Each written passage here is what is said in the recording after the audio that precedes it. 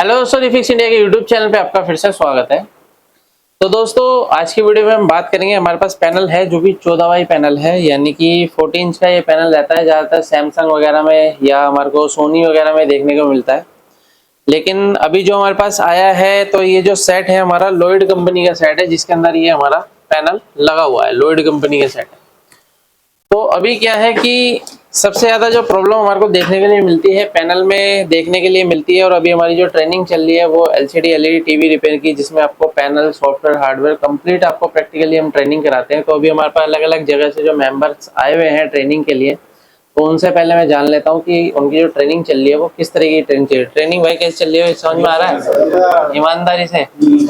तो अभी क्या है, सभी की ट्रेनिंग चल रही है और पूरी प्रैक्टिकली ट्रेनिंग हमारे यहाँ चलती है। अलग अलग कंपनी के या फिर अलग अलग सेट हमारे पास रिपेयर होने के लिए आता है। हमारा खुद का अपना अभी सर्विस सेंटर हमने नया स्टार्ट करा है, जहाँ पे हम ट्रेनिंग के साथ साथ में उसकी भी ट्रेनिंग देते हैं। बॉन्डिंग फ्री में आपको सिखाते हैं, बॉन्डिंग कैसे की जाती है। बॉन्डिंग भी हमारे पास जो है बिल्कुल प्रोफेशनल मशीन है।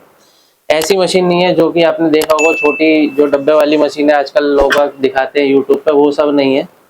पूरी प्रॉपर मशीन है जो कि प्रॉपर तरीके से काम करती है। तो वो सब चीज़ें हम अपनी ट्रेनिंग के अंदर चलाना सिखाते हैं और दिखाते हैं किस तरीके से बॉन्डिंग की जाती है। तो अगर आप भी एलसीडी एलईडी टीवी रिपेयर की ट्रेनिंग लेना चाहते हैं तो हमारे नीचे दिए कॉन्टैक्ट नंबर पे कॉन्टैक्ट कर सकते हैं। तो चलिए स्टार्ट करते हैं। पहले मैं आपको दिखाता हूँ हमारे पास जो पैनल है इसको हम किस तरीके से रिपेयर कर सकते हैं। काफ़ी सारे टेक्नीशियन, मेरी काफ़ी सारी वीडियो मेरे चैनल पर डली हुई है, तो बहुत सारे टेक्नीशियन का कहना है कि काफ़ी कम वीडियो बनाते हो। तो दोस्तों ये कहने का ये है कि भाई वीडियो इसलिए कम बन पाती है क्योंकि अभी मेरा सर्विस सेंटर पे भी काफ़ी सारा टाइम वहाँ पे चला जाता है, क्योंकि वहाँ पे भी काफ़ी रिपेयर का काम रहता है। क्योंकि हम लोग क्या है मार्केट में अलग अलग कंपनी का भी काम करते हैं और मैकेनिक का भी हमारे पास काम रहता है। तो काम हमारे पास इसलिए रहता है क्योंकि हमारे पास सारी पैनल्स वगैरह सब चीज़ अवेलेबल रहते हैं। अगर आपको भी पैनल चाहिए या फिर स्क्रैप के टीवी चाहिए जो कि फिजिकल में मिलते हैं और आप काम करते हैं, तो आप उससे काफ़ी काम करके अपनी अर्निंग को बढ़ा सकते हैं।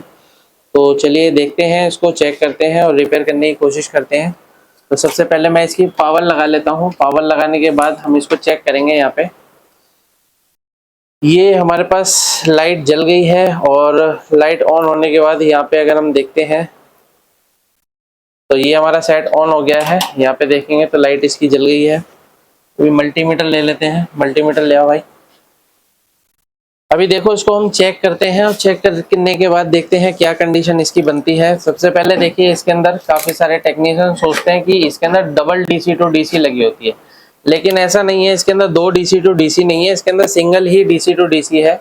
आपको पैनल की प्रॉपर तरीके से नॉलेज होनी चाहिए, तभी आप पैनल को प्रॉपर अच्छे तरीके से चेक कर सकते हो और रिपेयर कर सकते हो। तो यहाँ पे अगर आप देखोगे तो एक आईसी यहाँ पे भी लगी हुई है, इसके पास में भी दो कॉइल लगी हुई है, और यहाँ पे अगर आप देखोगे तो यहाँ पे भी एक आईसी लगी हुई है, इसके पास में भी दो कॉइल लगी हुई है। तो काफी सारे टेक्नीशियन सोचते हैं कि ये दोनों डीसी टू डीसी है। तो मैं आपको बता देता हूँ, जो इसकी डीसी टू डीसी आईसी है वो ये वाली है, और ये जो आईसी है इसकी लेवल शिफ्टर आईसी है। लेवल शिफ्टर आईसी से क्या होता है कि हमारे जो गेट सिग्नल होते हैं वो बनते हैं, ठीक है, और यहाँ पे जो डीसी टू डीसी है वोल्टेज को बनाती है। तो पहले हम इसके अंदर देखेंगे। देखिए हमारा जो 12 वोल्ट की सप्लाई है, 12 वोल्ट की सप्लाई हमारी बिल्कुल परफेक्ट तरीके से इसके अंदर बन रही है। 12 वोल्ट ओके है। और देखिए ये जो 12 वोल्ट है दोस्तों, ये जो जाती है हमारी डीसी टू डीसी सर्किट में जाती है। यहाँ से हमारा 1.2, 3.3 ये सभी वोल्टेज बनती है। तो यहाँ पे देखेंगे तो देखिए इस पैनल के अंदर सबसे ईजी पैनल है रिपेयर होने के लिए, क्योंकि यहाँ पे देखो सभी वोल्टेज लिखी हुई है। देखो यहाँ पे लिखा हुआ है 1.15 वोल्टेज बनती है, यहाँ पे 3.3 वोल्ट है। एवीडीडी सबको पता होता है कितना वोल्टेज होता है, आजकल एवीडीडी सभी को पता होती है ये सारी चीजें। तो नॉर्मली इसको अगर हम चेक करते हैं तो सबसे पहले हम यहाँ पे 3.3 वोल्ट की सप्लाई चेक करते हैं। तो देखो यहाँ पे हमारा 3.3 वोल्ट की सप्लाई बिल्कुल परफेक्ट तरीके से बन रही है। और ये जो 3.3 वोल्ट है ये हमारे रोम आईसी में जाती है, टीकॉन आईसी में भी जाती है। तो यहाँ पे अगर हम देखेंगे और दूसरी वोल्टेज अगर हम चेक करते हैं तो हमारे को 1.15 वोल्टेज देखिए यहाँ पे मिल रही है हमारे को। ये वोल्टेज भी ओके है। उसके बाद हम यहाँ पे देखते हैं तो एवीडीडी वोल्टेज सबसे पहले हम यहाँ पे चेक करेंगे एवीडीडी वोल्टेज की क्या कंडीशन है। देखो एवीडीडी वोल्टेज भी हमारा बन रहा है। अब ये जो हमारा पैनल है, ये पैनल अगर शॉर्ट हो जाता है तो पैनल को रिपेयर करना आसान होता है, लेकिन ये पैनल दोबारा से रिपीट आ सकता है। दूसरा क्या होता है कि अगर इसकी कॉफे खराब हो जाती है तो कॉफ काफी कॉस्टली कॉफ है, तो इसको रिपेयर काफी सारे टेक्नीशियन करते ही नहीं है।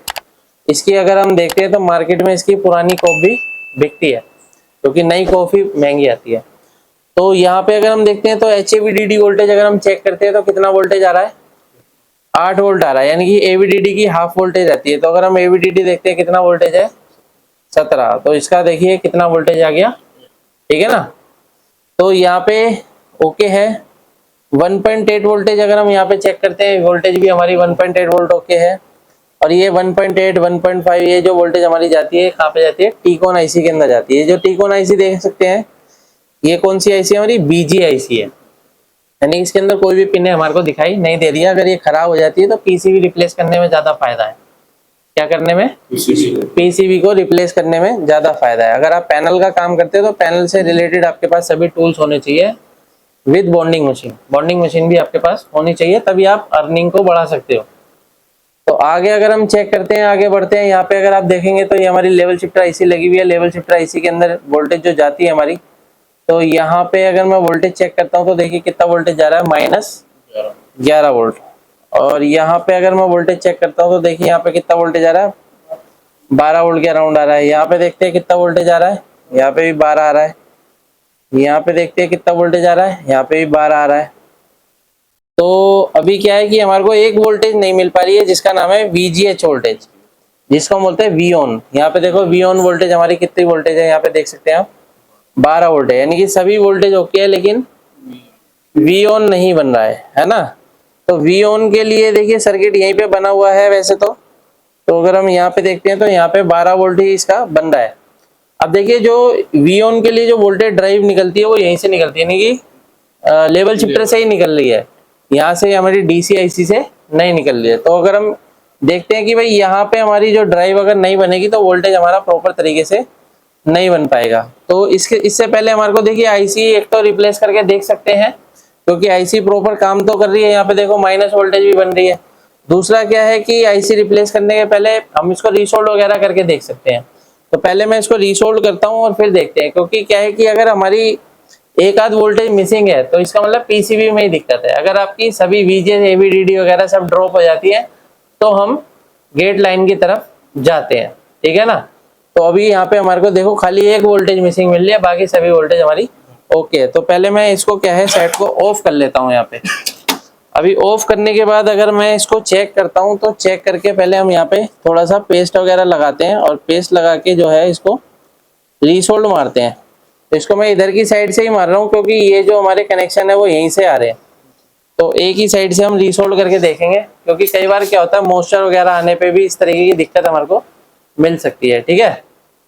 तो जब भी आप काम, तो मैं आपको पहले ये भी चीज दिखा देता हूँ कि इसके अंदर कंडीशन क्या है। कंडीशन भी आप पहले देख लो, क्योंकि इसके अंदर जो कंडीशन है ऑलरेडी मैंने थंबनेल पे लगा रखा है। तो क्योंकि काफी दिन बाद वो वीडियो बना रहा हूँ तो काफी सारी चीजें स्किप हो रही है दिमाग से। तो पहले मैं आपको दिखा भी देता हूँ कि इसकी कंडीशन क्या है। कंडीशन किसी ने अभी देखी नहीं है इसकी, वैसे थंबनेल पे मैंने इसका लगा रखा है कि क्या कंडीशन है इसकी। इसके अंदर आ रहा है वर्टिकल बार। क्या आ रहा है, वर्टिकल बार। ये देखो ये वर्टिकल बार आ रहा है। ये वर्टिकल बार क्यों आता है, क्योंकि हमारी स्कैनिंग नहीं होती पैनल के अंदर। जब स्कैनिंग नहीं होगी तो क्या होगा, वर्टिकल बार आएगा, ठीक है। स्कैनिंग का मतलब क्या होता है, गेट लाइन नहीं काम करेगी।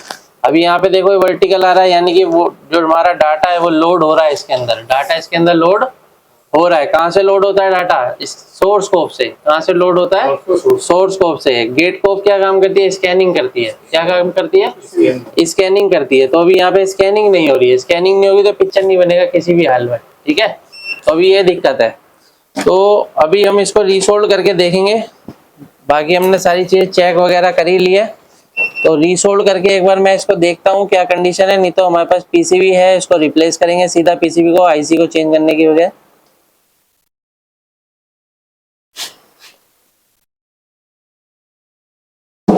ये देखिए अभी हम इसको प्रॉपर तरीके से रीसोल्ड कर लेते हैं।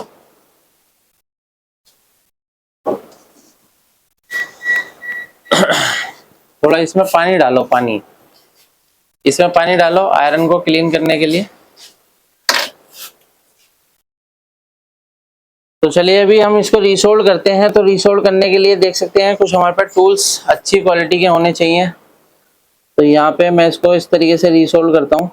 ये देखिए और यहाँ से भी हम रीसोल्ड करते हैं।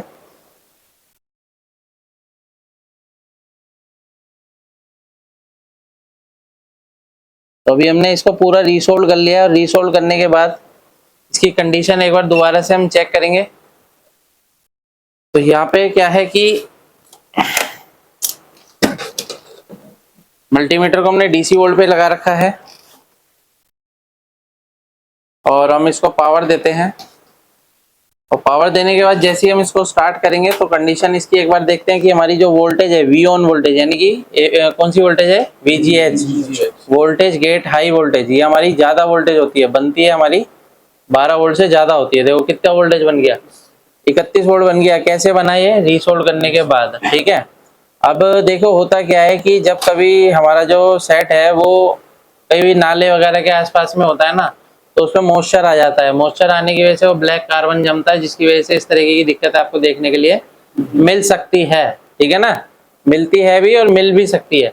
तो यहाँ पे क्या है, पहले हम इसकी पिक्चर देख लेते हैं, पिक्चर की क्या कंडीशन है, क्योंकि VGH वोल्टेज हमारा नहीं बन रहा था, अभी VGH वोल्टेज हमारा बन रहा है। और देखते हैं, तो पैनल देखो हमारा बिल्कुल फर्स्ट क्लास तरीके से चल रहा है, यानी कि स्कैनिंग हमारी हो गई है, हो गई ना स्कैनिंग, तो पैनल हमारा ओके हो गया है। तो इस तरीके से हम किसी भी पैनल को इजीली रिपेयर कर सकते हैं। तो जितने भी दोस्त मेरे इस वीडियो को देख रहे हैं, तो अभी मैं आपको एक चीज बता देना चाहता हूँ कि अभी हमारे पास एक आपके लिए अपॉर्चुनिटी है कि अगर हमारे पास अभी क्या है कि हमारा जो नया सर्विस सेंटर खुला है उसके अंदर अभी एक बॉन्डिंग मशीन ऑपरेटर की रिक्वायरमेंट है। अगर आप बॉन्डिंग मशीन ऑपरेट करते हैं और आपको प्रॉपर तरीके से नॉलेज है, तो आप हमको कांटेक्ट कर सकते हैं। अगर आपको वीडियो पसंद आए तो वीडियो को लाइक करें, शेयर करें, कमेंट करें। Thank you friends.